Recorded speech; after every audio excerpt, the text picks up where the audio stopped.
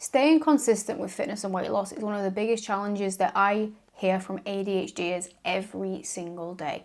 And the problem is that most other fitness coaches and professionals give pretty bad advice on this.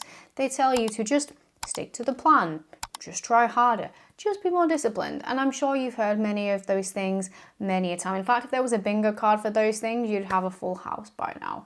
But the problem is that advice is not helpful because it doesn't actually get to the root cause of why it is that you struggle with consistency with ADHD, because there is a valid reason.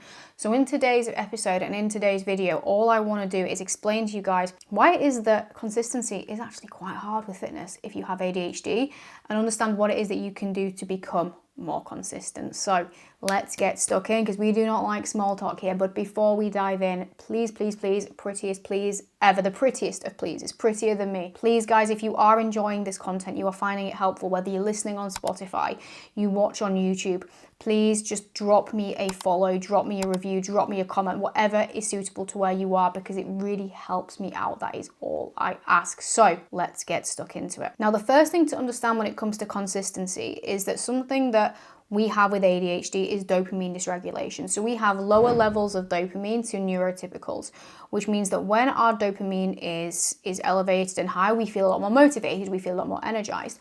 But when dopamine is down, motivation comes down. And this is why with ADHD, you can feel throughout the day that some points in the day you've got this super high energy, you're focused, you can take over the world, and other times the most simplest of tasks feels absolutely impossible. Now, when we apply this to weight loss and fitness, and if we make this mainly about weight loss, because that's why most of you will be here, weight loss requires you to be consistent. It requires us to repeat, ensuring that we're moving enough, ensuring that we're eating the right amount for our body's needs, day in, day out. And a lot of that comes with delayed gratification, which isn't that instant dopamine hit.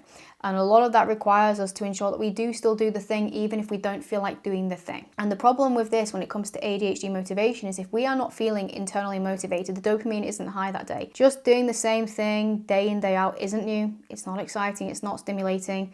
So these slow, steady, sustainable habits are not exciting for an ADHD brain at all. So this is usually why when you start a diet, when you start a plan, you don't need motivation, because it's new, it's exciting, it's fun, and you'll recognize this. Well, you start something new, you're nailing it, you're ticking every single box to the letter. It's great, it's good times. But as soon as that novelty is gone, if the motivation is low, the dopamine is low, that's when we tend to fall off. So rather than trying to be more disciplined, the art of consistency when it comes to the dopamine part of sticking to things with ADHD is understanding how it is that you can integrate dopamine into the approach.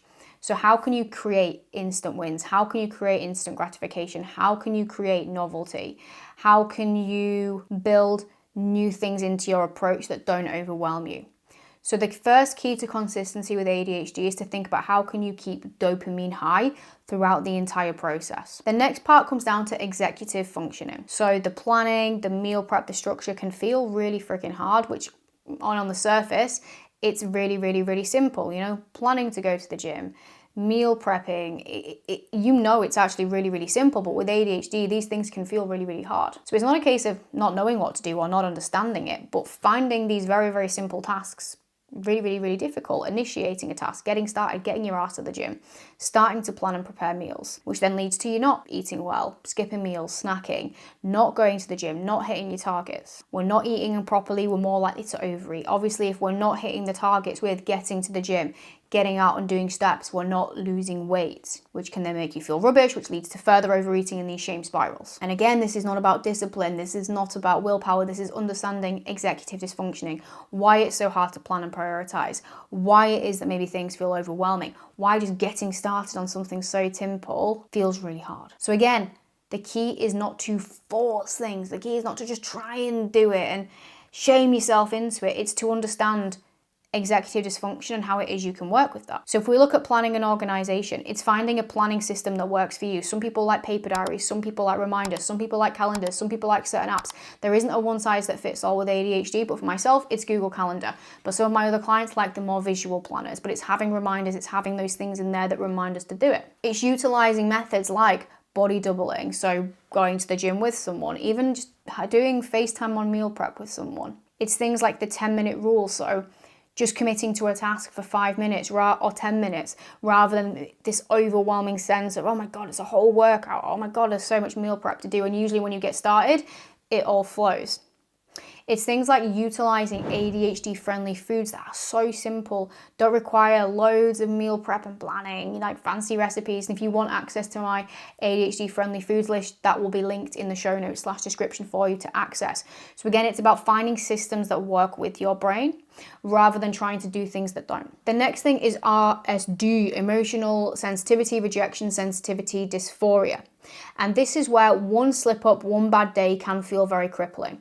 Again, on the surface, you are intelligent enough and you are clued up to know that one bad day does not stop your progress. The same way that, one gym session does not make you macho man. The same way that saving money for one day does not make you a millionaire.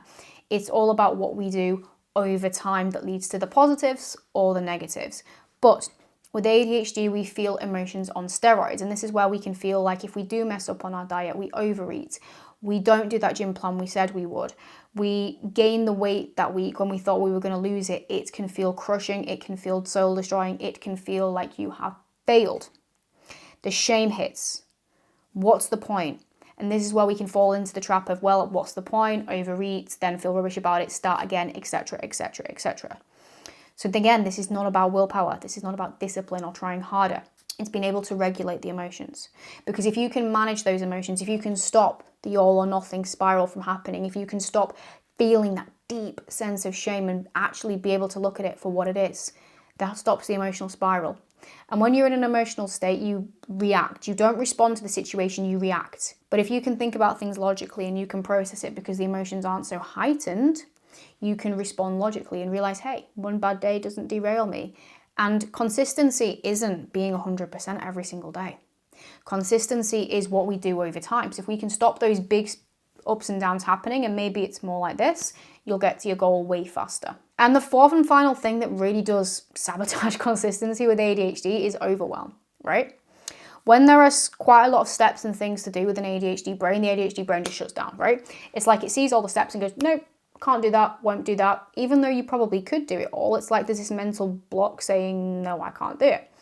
And with that comes avoidance. And then obviously with avoidance comes not achieving the goal. So a lot of people, especially in the new year, will try and overhaul everything, right? It's the diet, it's the nutrition, it's the hydration, it's the supplements, it's the sleep, it's everything. And when there's so much going on, the ADHD brain just goes, no. And again, if we think about motivation, when we're motivated, we can force ourselves to do all of these things. But when that motivation drops and actually the reality of trying to adult and do things with the kids and our job and our career and all these things kicks in, the brain just goes, no, shuts down, does nothing. Rather than just shutting down one of the things, it just shuts down everything. So with ADHD, we always want to be doing everything. We have this perfectionism, very all or nothing driven mindset to approach it, which is why when we start fitness, we're doing fitness. If we start weight loss, we are doing weight loss. But what works a lot better with ADHD brains is to do something, to bring in things steady, to avoid the overwhelm. And it doesn't sound as sexy, just do a few things at a time. Just do a little bit of it. But what it prevents is the all or nothing, because if too much leads to shutdown leads to nothing. Well, if you do something, let's just say that's 20%. Well, 20% gets you further to your goal than 0.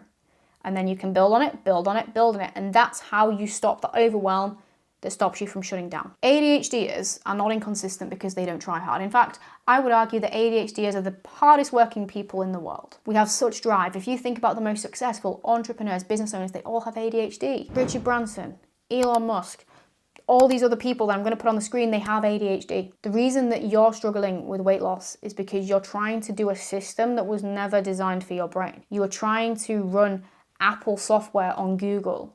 It's never going to work. And those little strategies that I mentioned, very, very briefly, I go into much more detail and show you how to utilize these inside Wired to Thrive, which is my ADHD-friendly program, the only ADHD-friendly program designed specifically to help women with ADHD not just lose weight, but keep it off for life by teaching you these systems, by teaching you these hacks, these methods, so that you aren't in this battle anymore of being inconsistent. You aren't in this frustrating start-stop cycle because you know exactly how to make it fit your brain. So if that sounds like what you need, head to the show notes. There will be a link for more information on the program and to sign up. And at the time of recording this, guys, when this video goes live, it will not be available much longer. The doors will be closing very, very soon. If you are watching this in the future, you may have missed it. But if you are watching it here, you are watching it now, guys, take action on this. because your future self will thank you for it. That is everything for today, guys. As always, if there are any topics that you guys will find helpful or useful, please let me know. But I will love you and leave you for today. Have an awesome one, and I will catch you on the next episode.